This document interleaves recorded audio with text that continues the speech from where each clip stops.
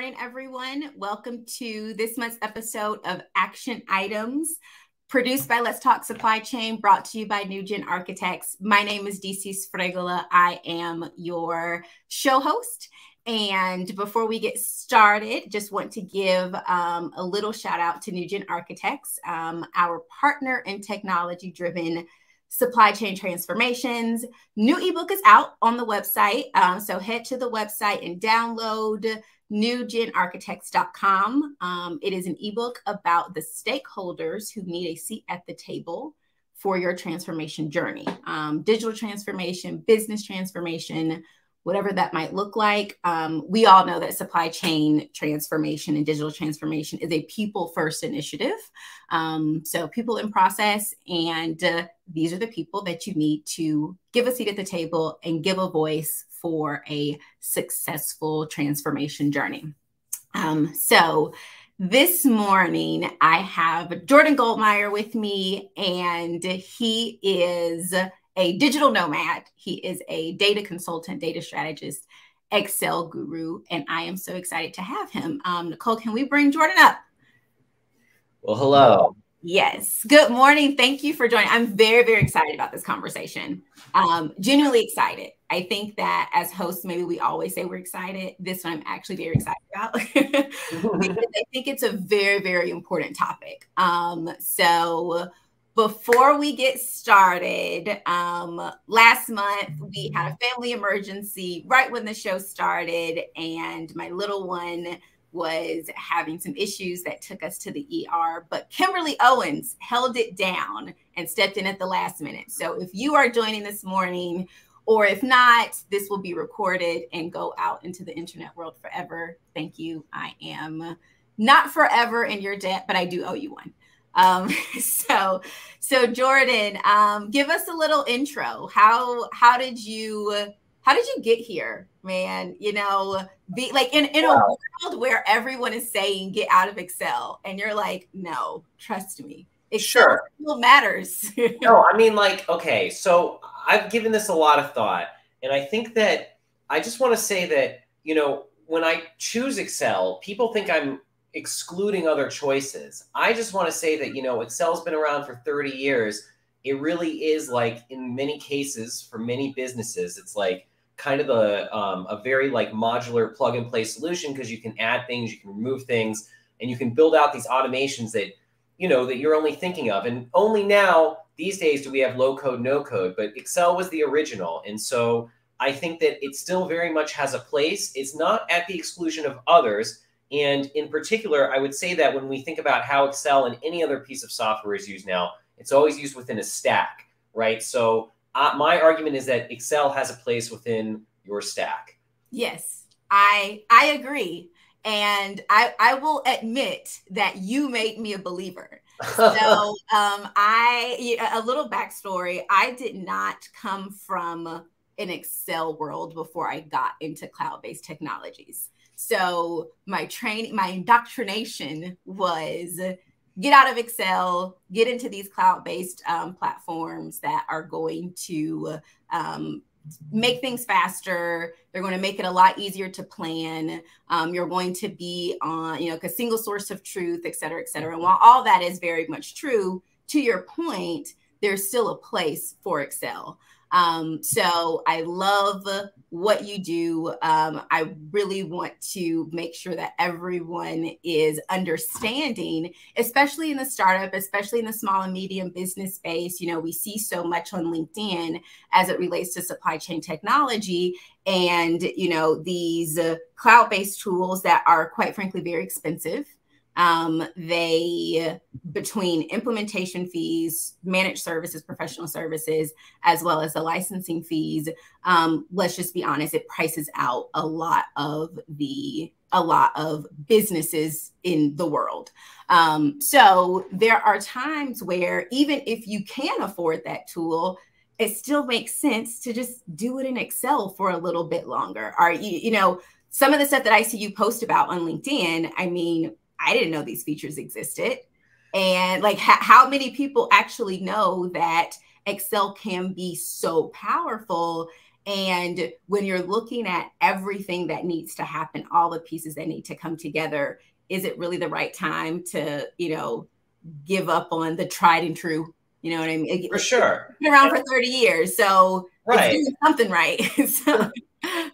I mean, I think that's a fair point. I think that, with respect to some of the critiques of Excel, I'm not going to say that they're wrong, but I do think that what you're saying, there's sort of a magnitude of scale that a company passes when it makes sense. And like I was saying, and I guess, we're both thinking here in terms of the stack, there are things that you will do in Excel that other tools are going to eventually take over, and some things are still going to exist in Excel. I think that, like, for me, what I like about it is that you can build towards what you want. So if you go out, like, I've used Salesforce, I've used other CRMs. It's just every CRM I hate. And I think that's just like a thing about CRMs. No one likes them, but maybe I could be wrong about that. But like, I don't know how it is with supply chain tools. I have the sense that everyone always wants something different or wants something more. And even when you build it in Excel, it's the same thing. Like, you will always want something different and more. Well, if you can like accept that, as part of learning and growing, then what Excel will show you is what you want, right? Because now you don't actually have to go buy this big omnibus tool, or even if you're just starting out, something smaller that does it all, when you don't even, like, you're going to have to learn how to use it. I will say, though, the success of any sort of Excel implementation it does stem from, like, it does need at least like one engineering, nerdy, or finance type, someone who loves Excel to run it. And usually many companies have this, the CEO, the CFO, or the COO, who are just very good at it. And so if you have that champion, then you can do it. But if you don't, like, it is harder. I will say it is harder. You don't have the in-house expertise and the skill set and kind of that master Exceller. But many entrepreneurs, I do think many small businesses I'm thinking of in this case, they are people who are like learn at all costs. So they are the type of people who can pick it up and learn it and really love it. And then, know enough to be dangerous. And eventually they might get a developer, or eventually they might move on to another platform. Like, I've talked to companies who wanted me to help them evaluate whether they should do that. And the answer isn't always so clear, right? I mean, it's such a matter of objectives. But I will say, on top of all of this, like, if it's not an Excel place, maybe it's a Google Sheets place. As much as it pains me to say this, but we do live, in a world where people run businesses differently. If it's paper, right? Like, better to have one system than no system at all, and better not to, like, I don't want to insult the systems out there like Excel that are helping people around the world, when without it, they would be so much worse off. Right. That's a good point.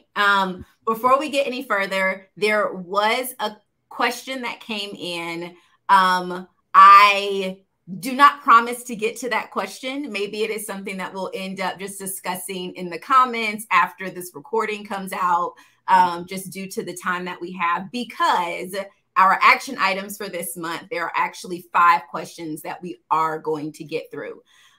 So we have promised in the show description, the LinkedIn event, that we are going to be giving away to all of the audience a chapter in Jordan's new book. And I have read the chapter. Nicole will drop the link. It is definitely worth the read. And our action items actually come from that chapter. So there are 5 questions that we want to answer. There are 5 questions that everyone should be thinking about if you are embarking on one of these journeys and you have some individual projects that you're going to be looking to implement. The first question that we're going to talk about, excuse me, this morning is, why is the problem important? Which is a great question, because we all have problems, we all have pain, but why does it matter to the business? Who does the problem affect? Again, back to NewGenArchitects, ebook stakeholders, who needs to be involved? Who is going to be affected by whatever changes we implement? And what if we don't have the right data? Not only in my mind, what if you don't have the right data? What if the data is there, but it can't always be extracted in the same way consistently? So this month it's in this format, next month it's in another format. the whole data piece of it. A question that I had never thought about that this chapter made me, really reflect on: when is the project over? So we do set these milestones, we do set a go live date, but there is also a world where, coming from like that continuous improvement, lean, plan, do, check, act, you have that evaluation process. When do we say this project is over versus we're now going into, we should just always be monitoring this process? We should always be monitoring when it's time for the next step. And then what if we don't like the results? Because that can happen. That can happen. You think it's going to go one way. You can plan. You can scenario plan. You can risk manage. But sometimes it just doesn't work out because we can't see the future. We don't know what's going to happen. There's always the opportunity that's not right. So first question, why is the problem important? Actually, before I say that, I do want to give a little shout out. Jordan, let everyone know, you said that your shirt and other merchandise is for sale. For all the nerds out there that think this shirt is very, very cool and want one of your own, where can they get it? All right. So right now they can find it at my, you'd have to go to @Jordan Goldmeyer and then on my Instagram, and then you can click on the link in the bio and there's a shop right in there. Each shirt, we price them pretty well. So my buddy and I made them. We were just thinking about t-shirt ideas. So yeah, go ahead and grab one. Go to @Jordan Goldmeyer, and then the link is in my bio. Okay, perfect. Alrighty. Oh, look, Nicole is great. It is there on the show banner for anyone who wants to go grab one. Why is the problem important? Why is that an important question to ask? And how can people answer that? How can you go about answering that question? Sure. So, one of the big reasons that, at least when we were writing the book, we were thinking about data scientists as our focus, but Alex and I have been working as, as analysts for a while. So really as any type of analyst, because we know this is what analysts deal with. If you don't establish why the problem is important, you can't really get people to care. And the other thing is, a lot of data scientists are leaving their jobs because they're working on projects that aren't impactful. And so as we look out and we see businesses running projects, some of it's just to get a feather in someone's cap, some of them are vanity things. It's really worth trying to understand what you're putting your dollars behind. I don't know if I could sell it any better than that really establishing the why behind the project before you go in is deeply important. And I think that there are ways to do that. On the one hand, there's a more like just philosophical way, like, why are we doing this? But of course, there are ways of doing it by identifying the objectives, right? So what are we trying to minimize? What are we trying to maximize? What are we trying to optimize? And that really is what's going to deliver, like, to you and to everyone else, what the value of this thing actually is. And if you don't really know it, then you're just going to start a project that could scope creep on forever, Right. So, I like that you say, why is it important? What's the value that it's going to bring? Because obviously, if you're thinking about ROI, you're thinking about developing a business case. That's one of the first things that you would imagine that people are asking. Not everyone does. I have, sat in discovery calls and asked, like, what are you looking to achieve here? Right. Which is another way of saying, like, why is this important? Are you looking to increase, improve certain KPIs? Are you looking to, on the supply chain side, increase inventory turns, reduce inventory levels, our freight costs out of the water? And sometimes the answer is, oh, we don't really know. Right. Like, oh, cool. Let's just look at this $100,000 tool that we don't really know. We just know that it's painful. So that's kind of the more obvious, the business case, ROI, the dollars. What's the value? But I like that you mentioned people are leaving. Yeah. People are leaving because there is a world where you have to give people purposeful work. And there is a point in your career, and it might come at a different point for some. Admittedly, when I first started, it was okay to sit and configure, a tool for 16 weeks, then do training, and then find out 90 days later that actually no one's using this. Right. That was okay when I was first starting because I justified it, like, cool, it was a learning experience. Right. You know, I still got my salary. I got a bonus because I was billable. But 3 years into it, I was like, okay, this is stupid. Like, I'm not just going to keep wasting my, like, this is a waste of everybody's time here because no one's asking these questions to begin with. So you already know when it's going to start out bad.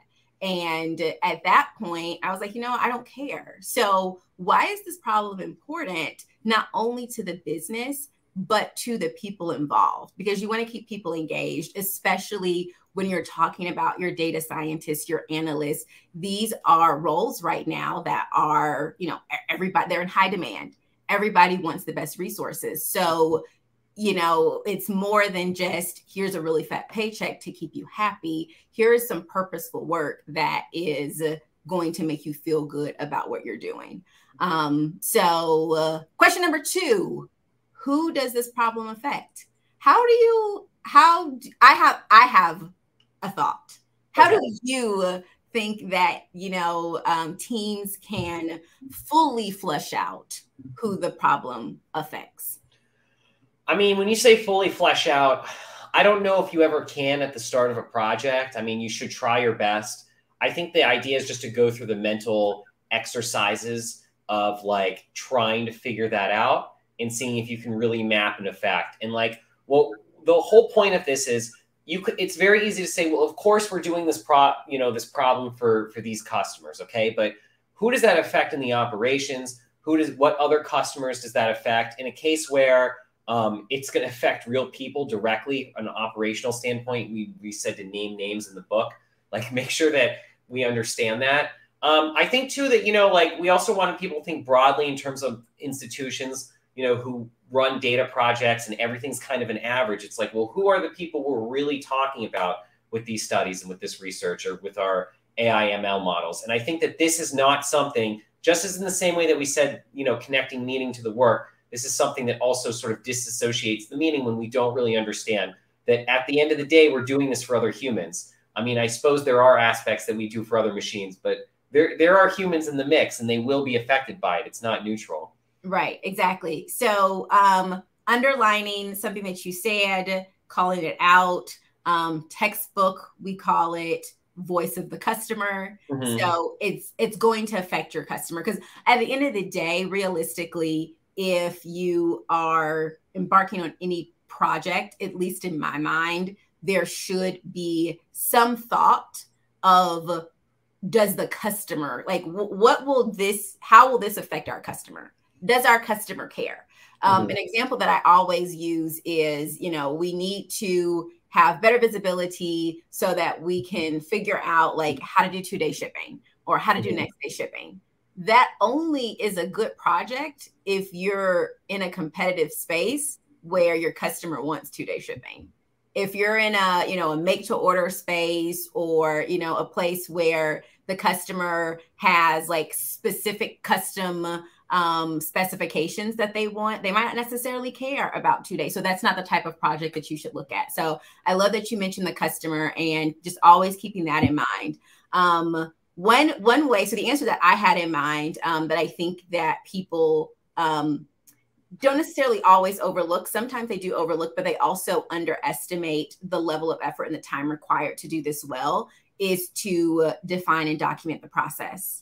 And I like to use the SIPOC framework, which I cannot say is mine. Like many people probably know what the SIPOC framework is, but your suppliers, your inputs, your process, the output, and the customer. And when we apply that to the actual process documenting, what that looks like is who is giving me this information? And now what am I doing with it? What is the output of what I did with it? And who am I giving that information to? So when we think about, okay, who was before me and where is it now going? That helps us to think about even, oh, is this going to my 3PL partner that is now external? Well, what is this project going to do to their system and how they handle our orders? Like, does the data actually need to be outputted in a different format?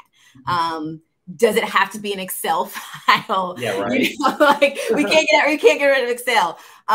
Is it like, so when it's coming from me, is it coming from my co-packer or co-manufacturer, again, who is not within the four walls of my company? So it gives more nuance, and you start to really see the complexity of, oh, wow, this does affect more than just me or my team, or even whoever I think is across the aisle, you know, on the finance team or on the ops team, or, you know, whoever that might be. So I also like to use the, you know, process mapping as a way to see who is involved. And then also how often, because if we're talking about data, we're talking about, you know, these types of projects, we also want to be thinking about, you know, is this weekly? Is it monthly? When is the data now stale that it doesn't matter?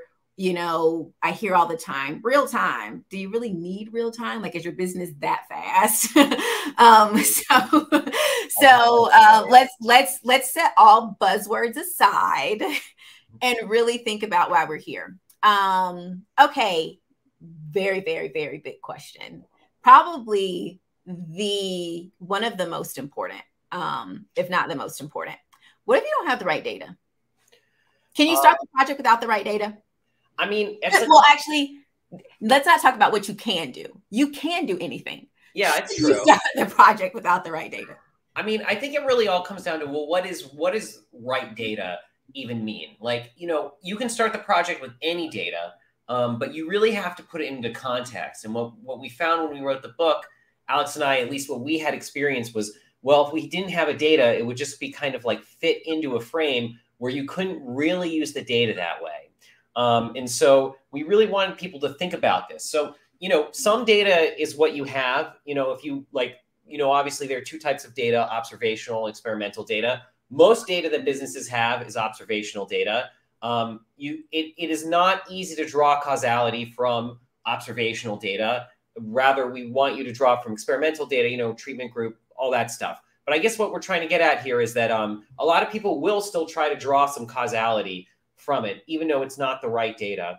And, you know, just in general, we have this assumption that the data yesterday is going to be useful tomorrow, and it might not be. Conditions change. The market is very fluid. So what do you do when that happens? Well, you have to ask yourself the question, do we have the right data to achieve the objectives that we've outlined in the first question? Because even if you say, well, we don't have it fully, then you either have to moderate your objectives, or you have to sort of figure out what you're going to do to fill in that gap. So we don't see companies really doing this or even asking the question. It's just like, well, here's the project. Where's the data? Oh, it's coming in. Here's the data dump. Figure it out, right? So we really want people to actually think about that before they embark on the figure it out stage. Yes. I've sat in many a conversation to say, these are the data points we need to calculate these KPIs, to do these, you know, formulas and all the stuff that you want to happen. And I quickly learned that saying, do you have this data, is not really the right question, because the answer is almost always, yeah, I'm sure we have it somewhere in some system. Yeah, right. It makes sense that we would have that data. Right. Only to get into it to realize, no, you do not have that data. And in your mind, maybe you do have it, because yes, it is true. When someone makes an order, there is, you know, a cost associated with it. But if you can't extract that, then, you know, it doesn't matter. So making sure you have the right data and saving everyone the headache and just like doing it ahead of time. It's one of those things. I think that a lot of these questions get us into the world of, you do the work now or you do on the back end later. And it's more painful later. It's more time consuming later. It's normally more expensive later, because you have to clean up what you mucked up in the first place, plus make it right. So it sounds like it is going to require more time up front, but in the longer scheme of things, it's actually, or grander scheme of things in the long term, it's actually better to just do the work up front. So let me take some time. We've got a lot of comments going here. First of all, everyone loves Excel. I mean, not everyone. This was the everyone that is here. Yeah, right. Excel is outstanding. We do have some questions and comments about Python or Power BI for analysis and visualization, which I kind of leave that to the end if we have some time. But I do want to maybe clarify that we're not necessarily like Excel is much larger than, oh, cool, like I need to visualize my data, or, you know, like Python, Power BI, because we're then also talking, in my mind, we're getting into also a different skill set. So can Python or Power BI be better? Absolutely. I mean, we can go into an entire list of tools that is better than Excel. But the point is that we also have to be very cognizant of, you know, we have to be cognizant of budget. We have to be cognizant of resource capacity. We have to be cognizant of resource skill set. And then we have to be cognizant of if you can acquire this skill set elsewhere. Again, very high demand for people who can do these things well, and especially in the supply chain space that also understand the business and what the business is trying to achieve. So thank you, Sarah Barnes-Humphrey, for joining, Rob for joining. Juliet says Excel will not go away. Like, probably period. That's the thing. And Julie, highly utilized by finance and analytics. Absolutely. Also highly utilized in supply chain. Nella says, I think, you know, sister, spirit sister, I am not an Excel lover, but a practical user. So I think that I might love Excel more if I had your skill set. If I could make Excel do all of the fancy things that you know how to do, then maybe I would love Excel more. Okay, and let's move on to our next question. When is the project over? Which I think is a very, very, very good question. Right. Because also when these projects are painful, if you can give people, like, we just gotta get through Q2. We just got to get through, you know, Jan 15. Like, if you give them a date, I think that most people can do anything when they know it's going to be over. When it turns into this is never ending, then that's when you start to see turnover, burnout, you know, et cetera, et cetera. So how do you want people, when you tell them you want them to think about when the project is over, what are some tips that they can, you know, consider when determining what does project done look like? Sure. So like there's the most obvious case, right? What does it look like when we were successful? Most people think that that's what it looks like when a project is over, right? And that will get you to think about, you know, tearing down the project. What does that look like? Like, does it go into maintenance? Does it end? Who takes it over? That's often as much as people think about near the end of a project, assuming it's gone well. But sometimes they don't even think about that. But what we really wanted people to really look at is like, what is the spectrum of events that would cause this project to be over? So one thing would be the data can't answer that question. What does it look like when that happens?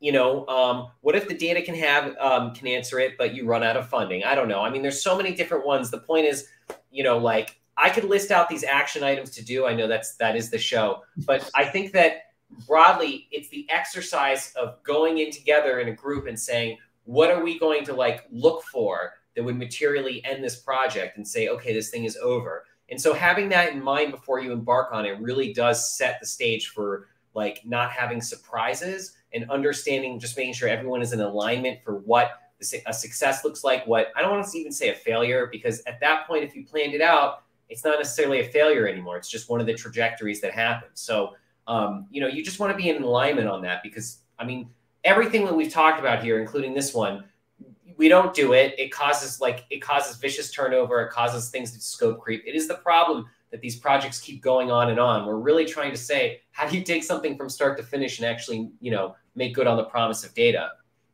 Yeah, the way that we've kind of approached this, and I cannot take credit for this. I will take credit for having a team of people who are like almost all significantly more intelligent than I am.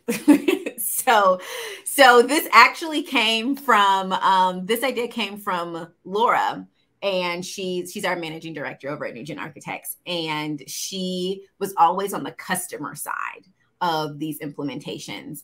And I remember sitting down to like timeline out a proposal and talk about like next phase, next phase, next phase, because, you know, you do the initial assessment of where are you today, you identify where you want to go, but that's likely like you're not going to go from phase 0, you have nothing, to phase 4 that like everything is perfectly integrated and all the data is right and you have all the systems set up. There are phases. So identifying when this first project is over and when you give people a break, when you say, you know what, it's done. Yeah. We've done what we were going to do for this first step. We are going to not go into implementation fatigue. We're going to stop. We're going to evaluate what we've done. We're going to take some lessons learned. Did we answer all of these questions the right way the first time? If not, what could we have done differently? Let's make sure that this one goes, you know, what other risk mitigation tactics can we take to make sure that this one goes a little bit better? So identifying when the project is over is also very important. Again, just avoiding burnout. When it goes on forever and when you don't have a win, you know, like it's just going on and on and on. Like when the project is over, and even if you know, like you said, it's not a failure because you always learn something. You're starting from a place of having a lot more information than you did the first time. So, but when do you celebrate that? When do you celebrate it and say, yes, this is done? Like we got it across the finish line, whether it was what we expected or not. And that's very important for team morale. That's very important to just keep the momentum going for the entire transformation journey. So what if you don't like the results? First of all, whose fault is it? Who are you pointing the finger at? Whose fault is it if you don't like the results? I don't know. Like, I mean, there's so many reasons not to like the results. I think that we were thinking of stakeholders in this case. Like you're an analyst, but you go give it to someone, they're like, we don't like this. So by virtue, you don't like it, right? Even though you were fine with it maybe 5 minutes before you walked into the conference room, right? So, you know, this is also, we all assume, and so many companies just assume they're going to run these projects, they're going to implement these different technology stacks, and it's going to make their lives better. Of course it will, right? Of course we will find what we're expected to find. But what if you don't like the results? Which means not only did you not find something that didn't validate your assumptions, but perhaps you found very counter evidence to your original assumption that you came out to validate, right? So what happens? So hopefully in a good organization, in a data mature organization, a data literate organization, one with data heads who have read our book, Becoming a Data Head, mine, Alex's book, in that case, it won't be a surprise because you thought about it beforehand and you described what would happen. I think in the real world, what really happens is sometimes those projects get scrapped and no one actually talks about it again. Sometimes you bring someone else in who fits the data and hacks it into something manageable. I've been on both those projects and been that person.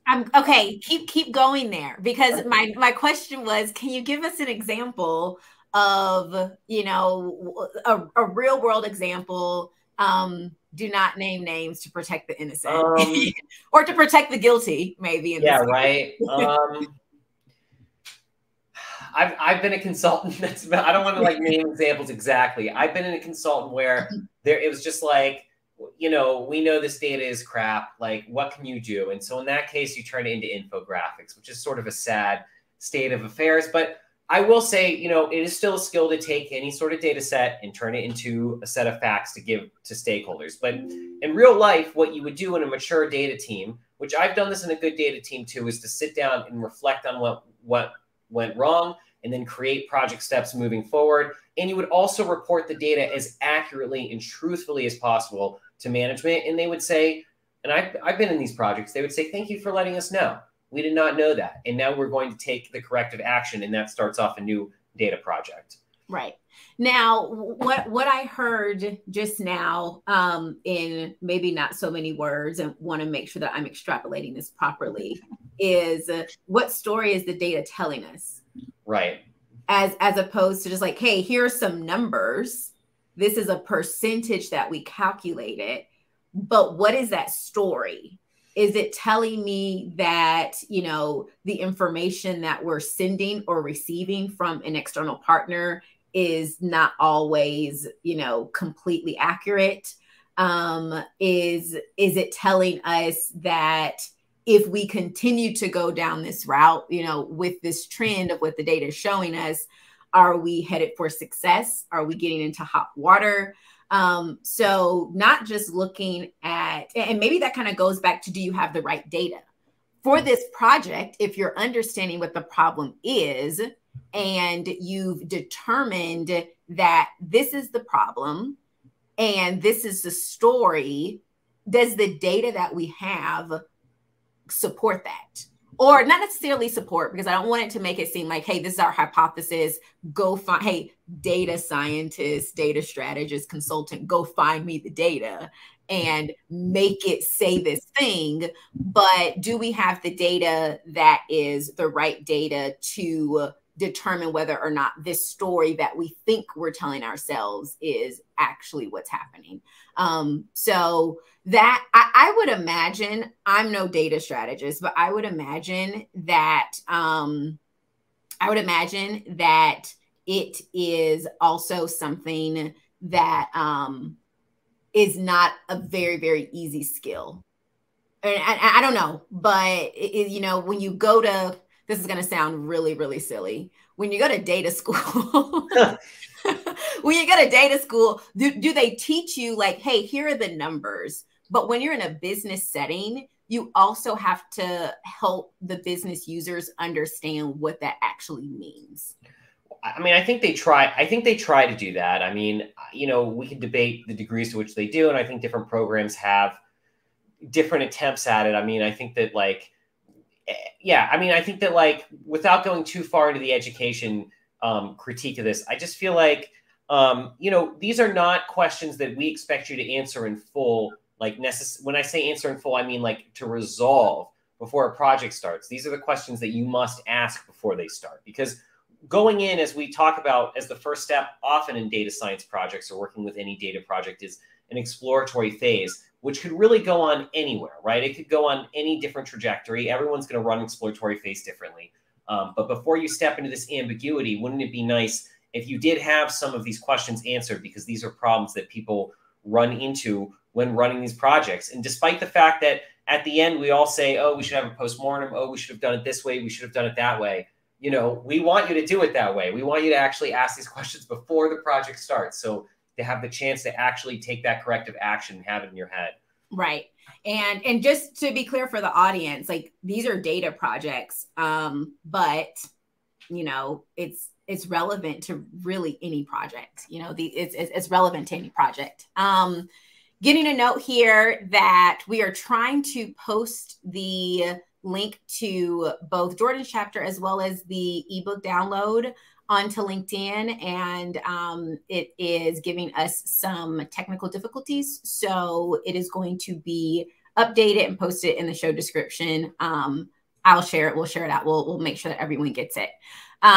We've just got a couple more minutes before we have to wrap up. And before I ask you this question, just in case we get cut off, want everyone to know, next episode is July 8th for our next episode of Action Items. Jordan, thank you so much for joining. And I'm going to close out with this question. And this was on my mind to ask you now that you are embarking on this digital nomad journey. And so many people are, you know, we've worked in a lot of instances for years, and we've been remote. We've been providing value. We've been making things happen. And now that a lot of these projects are starting, one thing that I find myself, because I don't really know who's back in the office. I don't know, you know, where teams are. I don't know whose hiring strategy was you know, in 2020, 2021, I don't care where you live, as long as you can do the work. So I'm finding myself asking a couple times a week now, is your expectation that people will travel to you, or is your expectation that this will be done virtually? How do you determine which projects you think are conducive for the digital nomad lifestyle versus, no, this is going to require us to collaboratively be together in a physical space? Well, I should say that, like, I don't actually have a problem with traveling to the client. I mean, like, to me, that's part of the digital nomad lifestyle. So if you're somewhere and they say, oh, well, we want you to come in for 3 weeks, my view is, well, as long as you pay for it, you know, like that's digital nomad life to me. You know, I can get up and do that. You know, I don't have children. I'm not married. So I have a little bit more freedom than I think a lot of people my age necessarily have. But I do think, to me, that is part of the digital nomad life. Is in terms of, like, what work do I pick up? What work do I say no to? I'm at a point that most people who come to me, like, get what I'm about. They don't have an unreasonable expectation. I mean, someone who says, we're looking for a contractor to sit in a seat, I just say, you know, listen, like, that isn't me anyway. Even if this wasn't a pandemic, you know, I'd still want to run it this way. So, like, I would say that I generally just attract the right customers because, you know, you look at me and my great hair and stuff, like, you know, there's a certain customer who wants me and there's another customer who doesn't. So they don't usually come to me. And if they do, you know, it's very clear very early that we're not going to be working with each other. Right. Respectfully, you know? Yes. And you know what? I think that's a very good comment to make because, you know, I remember posting, I don't know, all the days run together. So it could have been a couple of days ago. It could have been weeks ago. I don't remember. But, you know, I read and I had spoken with someone that I, you know, consider a mentee. And she was like, I was told that we weren't going to have to go back to the office. Now I'm required to go back to the office every day. I'm driving 45 minutes to sit on Zoom calls all day. This does not make sense. So I posted and asked my network, you know, no shade to anyone, serious question. If you are requiring people to go back to the office, why? You know, like, what is the idea behind you must come here and sit in this seat every single day? And there were some good comments, but I remember reading one comment that said, you know what? Some people want to go back to the office. Some people want to be at home. The companies that require people to be back at the office will attract the talent for people who want to work in the office.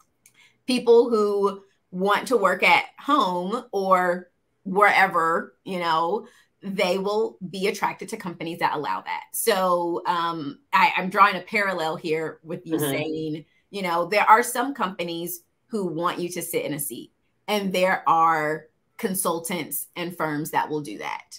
And there are other people who don't want you to be there, and there are consultants and firms that will do that also. So I'm thinking that the answer to my question is, you know, when should it be in person versus when can it be remote? Really depends on the client. And it really depends on maybe their internal level of digital maturity. You know, have they adopted? There are a lot of collaboration tools. You've got, you know, project management tools. You've got chat tools. You got things have run the gamut. Anything that did not exist before 2020 now has existed, plugins, et cetera. So if you've got a digital tech savvy, you know, team, then you might not need people to come into the office. You know, they might be, you know, these digital natives that prefer virtual work because the time that they're spending getting ready to go to an office is better spent actually talking about the problem. So the answer to my question is it in person or is it remote? It depends on what is best for your team. It depends on what is best for your company, and just find the consultants and the resources and the internal talent to make that happen. For sure. Yeah. Any parting words? We've got 45 seconds. Sure. I mean, this is always my parting words on every podcast. This is a moment right now that we all have. If you've been thinking about doing something differently, whether it's changing jobs, whether it's becoming a digital nomad, writing a book, starting your own business, whatever it is, take a vacation. This is the moment to do it. Don't wait another second. Just go ahead and do it, because, like, we're at a very interesting time in the world right now. So that's my talk. I love it. I love it. All righty. Thanks so much, Jordan. Nicole, thank you always for being awesome. Everyone that joined, thank you for all of your comments, your engagement, and we will see you next month on Action Items.